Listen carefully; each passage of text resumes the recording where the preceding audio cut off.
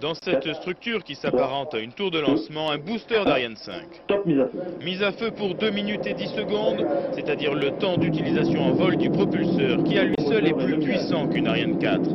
Avec la combustion de 230 tonnes de propérgol, dégageant cet énorme nuage dont les effets sur l'environnement sont bien limités par le respect de critères, notamment météo.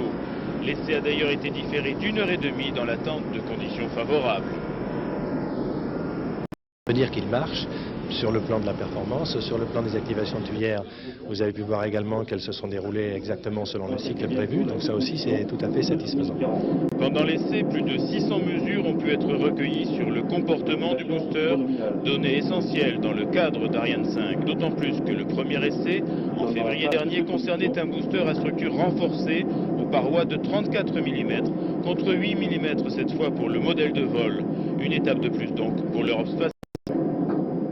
Montrer une nouvelle fois, 3 mois plus tard, qu'on est capable de répéter un succès, c'est fondamental pour le programme.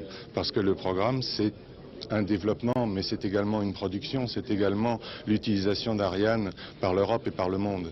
Et démontrer une capacité comme celle qui a été démontrée aujourd'hui, montre des industriels pour le programme, et ne peut que donner confiance à tout le monde pour l'avenir du programme Ariane 5.